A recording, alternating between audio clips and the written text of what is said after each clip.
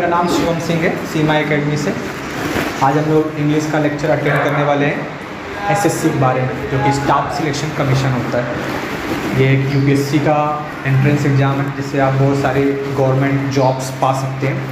उसमें इंग्लिश एक महत्व या तो इम्पॉर्टेंट टॉपिक समझ सकते हो जो कि आता है। तो आज हम लोग बात करेंगे सेंटेंस इम्प्रूवमेंट की और सेंटेंस कंप्लीशन की।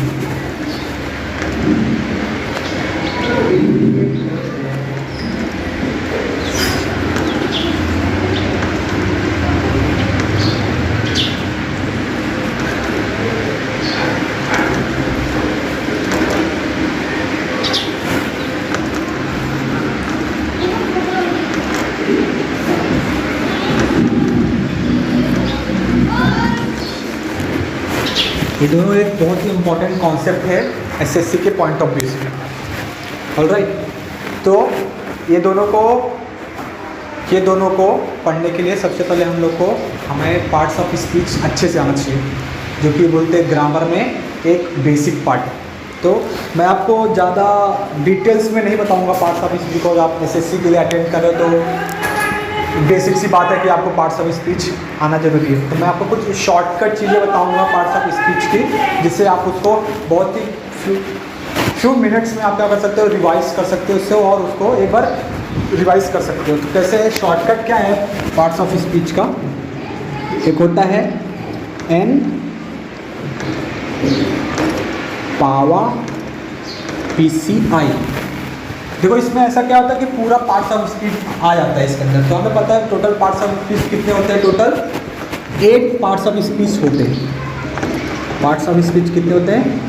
8 होते हैं। ठीक है, अब यहाँ पे देखोगे आपको 8 आ रहा है इसका। N for noun, pronoun, adjective, verb, adverb, preposition, conjunction और इंटरजेक्शन। ठीक है, इससे आप क्या कर सकते हो कि आप इसको याद, शॉर्टकट में क्या कर सकते हो, इसको याद करके रह सकते हो। आपको जरूरी नहीं है आपको ये पूरा लागू, एक कोड जैसा ही है। ठीक है, तो आपको कोड याद रहेगा तो आपको ये इजीली याद हो जाएगा। ठीक है, तो आपको याद रखना है एन पावा PCI, सिर्फ आपको इतना कोड याद रखना है। नाउन किसके लिए होता है? तो नाउन एन फॉर नाउन होता है। ठीक है, तो नाउन हमें पता है, noun is nothing but just a naming word होता है एक। तो वो नाम किसी भी चीज़ का हो सकता है, प्लेस का हो सकता है, थिंग्स का हो सकता है, मटेरियल का हो सकता है, ऑब्जेक्ट का हो सकता है। ठीक है, XYZ कुछ भी हो सकता है। तो किसी चीज़ का भी नाम आएगा तो उसको हम लोग क्या बोलते हैं? नाम बोलते हैं, जिसको हम लोग हिंदी में संज्ञा बोलते हैं। ठीक है, तो संज्ञा मतलब ही नाम होता है किसी भी चीज़ का। तो आपको एन फॉर नाउन, ठीक है, P फॉर प्रोनाउन। ठीक है, अब P फॉर प्रोनाउन, प्रो मतलब क्या हो गया यहाँ पे? प्रो मतलब होता है इंस्टेड। प्रो मतलब क्या होता है?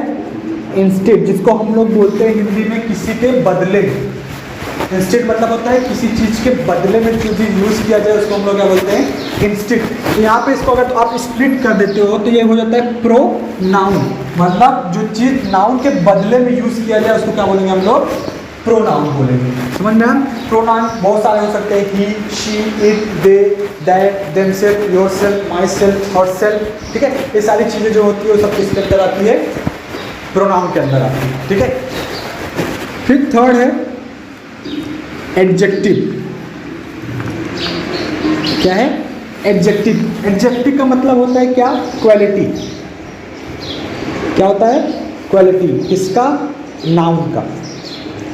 मतलब कि जो नाउन की क्वालिटी रहेगी, विशेषता जिसको बोलते हैं हम लोग। ठीक है, जो किसी भी, और इसको विशेषण भी बोलते हैं। तो अगर नाउन की जो क्वालिटी बताता है, मतलब संज्ञा की जो विशेषता बताता है, उसको हम लोग क्या बोलते हैं?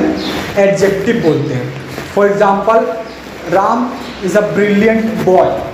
Ram is a brilliant boy. तो राम की विशेषता क्या है? कि वो ब्रिलियंट, एक अच्छा, बहुत ही होशियार लड़का है। ठीक है, तो ब्रिलियंट उसकी क्या हो गई? क्वालिटी हो गई। और राम क्या हो गया? नाउन। तो नाउन की क्या विशेषता बताया? कि वो एक होशियार लड़का है। तो वहाँ पे ब्रिलियंट आ गए तो उसकी क्या हो गई? वो क्वालिटी हो गई। तो वो क्या है? तुम्हारा एडवर्ब, एडजेक्टिव है। ठीक है, उसके बाद आता है वर्ब। ठीक है, वर्ब कुछ नहीं होता, सिर्फ एक एक्शन वर्ड होता है। क्या होता है?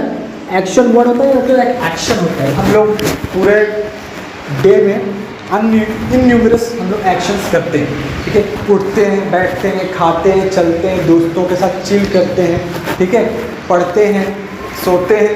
तो हम लोग जो भी चीज़ करते हैं वो हर एक चीज़ में क्या होता है, एक एक्शन होता है। क्या होता है, एक एक्शन होता है, ठीक है, परफॉर्मेंस होता है। तो जो हम लोग और किसके द्वारा होना चाहिए ये चीज़, नाउन के द्वारा होना चाहिए।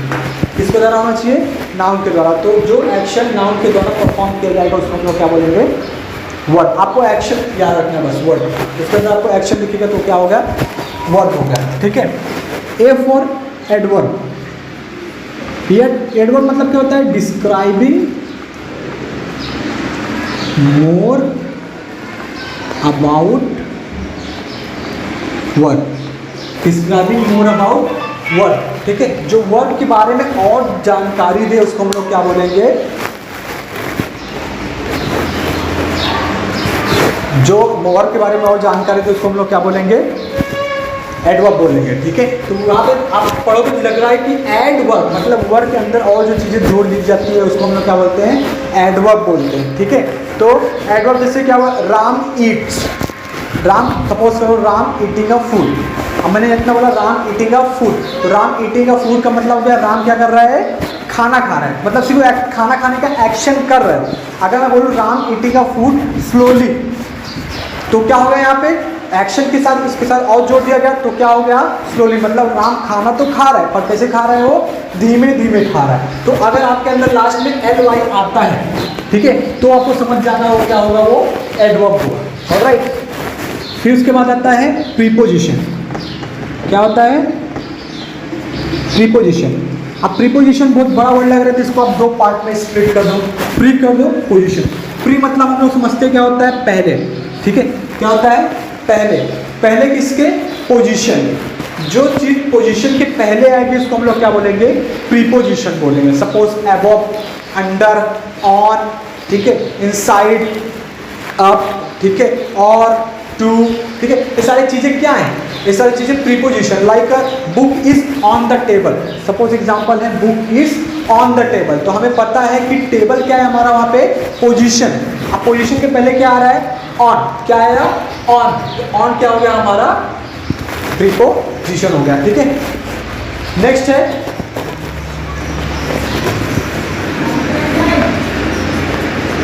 कंजंक्शन। नेक्स्ट क्या है, कंजंक्शन। कंजंक्शन कुछ ज़्यादा कुछ नहीं होता, ये एक जॉइनिंग वर्ड होता है। मतलब जो दो वर्ड को या तो दो फ्रेज को, फ्रेसेस को या तो सेंटेंसेस को क्या करता है, जोड़ता है, ठीक है। तो ये क्या हो गया, वो कंजंक्शन होता है। Like Ram and Shyam are brothers, ठीक है। तो एंड हो गया, ठीक है, हैंस हो गया, देयरफॉर हो गया। सब वर्ड क्या है, जो चीज़ दो वर्ड को या दो सेंटेंस को या दो फ्रेसेस को जोड़ेंगे उसको हम लोग क्या बोलेंगे, कंजंक्शन बोलेंगे, ठीक है। लास्ट बट नॉट लीस्ट वो होता है इंटरजेक्शन। इंटरजेक्शन मतलब होता है स्ट्रॉन्ग फीलिंग। क्या होता है, स्ट्रॉन्ग फीलिंग। मतलब स्ट्रॉन्ग फीलिंग को हम लोग किससे डिनोट करते हैं, इंटरजेक्शन से। स्ट्रॉन्ग फीलिंग मतलब कैसे हो गया, आपने पहली बार ताजमहल देखा, फर्स्ट टाइम आप गए ताजमहल देखने के लिए, तो आपके देख के मान आपको क्या लगेगा, वहाँ पे वाह, आपके कुछ नहीं ना, इतना सुंदर बनाया गया है ताजमहल। तो आपको देख के यही लगेगा ना कितना सुंदर ताजमहल है, कितना अच्छा बनाया है, तो वाह वर्ड निकले। तो वाह एक क्या फीलिंग है। कोई आपको पिंच करता है तो आप क्या करते हो, आउच करते हो। तो तुम्हारे के अंदर एक स्ट्रॉन्ग फीलिंग निकल रहा है। किसी के आपने फनरल पे गए हो, ठीक है, आप किसी के फनरल पे गए हो तो ये नहीं बोलोगे कि मैं मर गया, वो गया। जब एक फीलिंग निकलेगी तो आप क्या बोलोगे, एलस इज डाइड, ठीक है। तो वो क्या होगा, तुम्हारा वो फीलिंग निकल रहा है अंदर से। ये सब जो फीलिंग निकलता है वो अंदर से, वो क्या होता है, हमारा इंटरजेक्शन होता है, ठीक है। I hope everyone is clear with this parts of speech, ठीक है। वेरी शॉर्टकट है, आपको एक कोड याद रखना है, एन पावर PCI।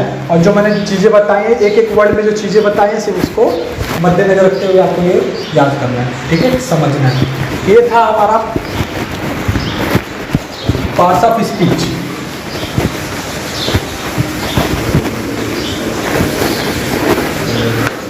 अभी हम लोग बात करेंगे जैसे सेंटेंस इम्प्रूवमेंट, ठीक है। अब सेंटेंस इम्प्रूवमेंट एक बहुत ही बड़ा वाइटल कॉन्सेप्ट बोल सकते हो एसएससी में ये है, ठीक है, जो कि आपको पेपर में कम से कम इसके 15 क्वेश्चन तो मिलेंगे ही मिलेंगे। अब बहुत इजी टॉपिक है, अगर आप इसको प्रैक्टिस करते हो, नंबर ऑफ क्वेश्चन रोज सॉल्व करते हो, तो आप इसको क्या कर सकते हो, इजीली क्रैक कर सकते हो, ठीक है। तो आपको सिर्फ याद रखना है कि इंपॉर्टेंट चीज़ें क्या होता है। इसके अंदर आपको सेंटेंस दिया रहेगा और सेंटेंस में अंडरलाइन वर्ड दिया रहेगा। क्या किया रहेगा, आपको एक सेंटेंस दिया रहेगा, इन द सेंस आपको एक क्वेश्चन दिया रहेगा और क्वेश्चन के हिसाब से आपको ये सेंटेंस इंप्रूवमेंट क्यों दिया दिया जाएगा क्वेश्चन, क्योंकि आप ग्रामेटिकली कितना स्ट्रांग हो, आपका वोकैबुलरी कितना अच्छा है, आपका ग्रामर कितना अच्छा है, ये चेक करने के लिए आपको ये सारे क्वेश्चंस आते हैं। तो सेंटेंस इंप्रूवमेंट तभी आएगा आप जब ग्रामर में आप स्किलफुल रहो, ठीक है। तो आप ग्रामर वहाँ पे स्ट्रांग होना चाहिए, आपको पता होना चाहिए सेंटेंस में क्या गलत है क्या सही है, ठीक है।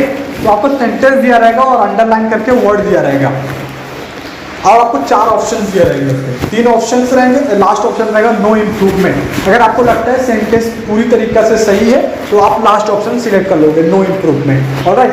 अगर आपको लगता है कि सेंटेंस में कुछ गलत है, ठीक है, और आप लगता है आपको मतलब कुछ मिस्टेक है, तो आप क्या कर सकते हैं, जो आपको लगता है ऑप्शंस में सही होना चाहिए आप वहाँ पे उसके रिप्लेस कर सकते हो, ठीक है।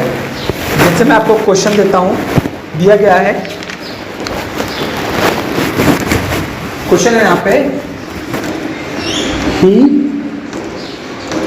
could not look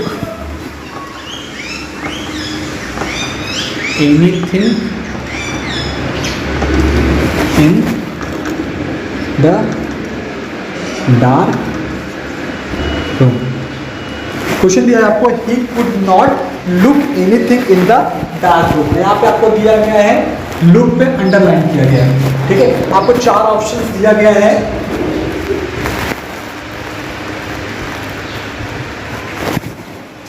4 ऑप्शन दिया गया है आपको।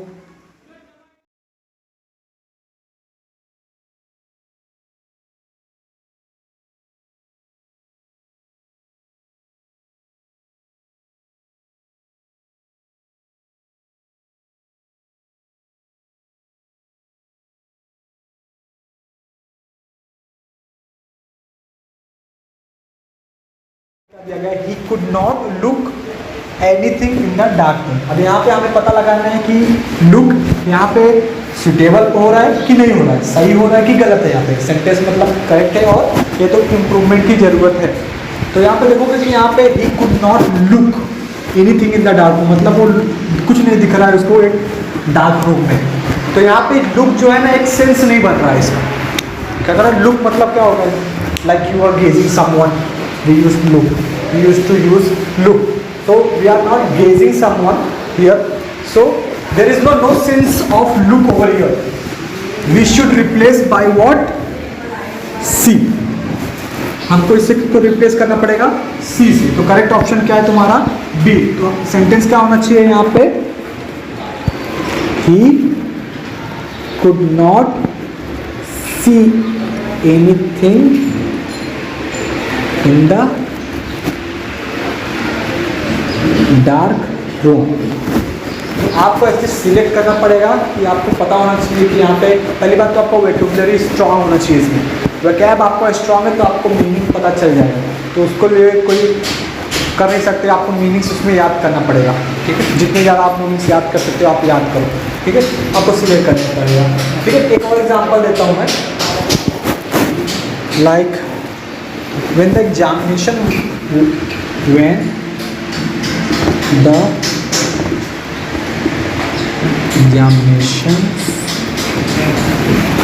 the examinations were over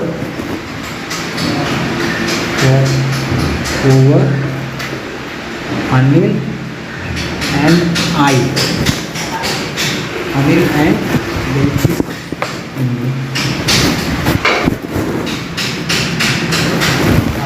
we went to our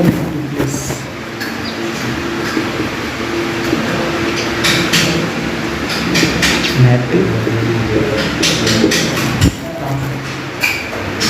This is question When the examinations were over, Anil and me went to our meeting. तो अंडरलाइन यहाँ पे किसको किया गया है? अनिल एंड मी को यहाँ पे अंडरलाइन किया। अभी हमें पता लगाना है कि अनिल एंड मी क्या यहाँ पे करेक्ट है, सेंस बन रहा है इसका कि नहीं बन रहा है, कि इसको इम्प्रूवमेंट की ज़रूरत है कि नहीं ज़रूरत है, वो ऑप्शंस देख के हम लोग पता लगाएंगे। ठीक है, लाइक हमारा फर्स्ट ऑप्शन है me and Anil, me and Anil. Second option है Anil and I, Anil and I. Third option है I and Anil, I and Anil. Last option है नो इम्प्रूवमेंट। अब देखो कैसे पता लगा सकते हैं? अनिल एंड मी दिया है तो मी मतलब अनिल हो गया, तो यहाँ पे पहला ऑप्शन ऐसे गलत हो गया क्योंकि अनिल मी नहीं हो सकता। अनिल एंड मी गलत, मतलब अनिल एक अलग है, मी अलग है। ठीक है, थर्ड पर्सन से बात हो रहा है यहाँ पे। ठीक है, तो यहाँ पे ये गलत हो गया। अनिल एंड आई हो गया, तो अनिल एंड आई, मी मतलब क्या होता है? मैं, और आई मतलब भी क्या होता है? मैं। तो यहाँ पे करेक्ट ऑप्शन क्या हो गया? Anil and I. I and Anil नहीं हो सकता कि आई मीन्स मैं, तो अनिल यहाँ पे मेंशन किया हुआ है तो अनिल तो हो नहीं सकता क्योंकि अनिल मी नहीं हो सकता, आई नहीं हो सकता। तो ये ऑप्शन क्या हो गया? गलत हो गया। नो इम्प्रूवमेंट तो है नहीं क्योंकि रॉन्ग है, सेंटेंस एरर है इसके अंदर। तो क्या ऑप्शन राइट होना चाहिए यहाँ पे? अनिल एंड आई। तो when the examination were over, Anil and I went to our native town because he is talking about him or someone else like Anil.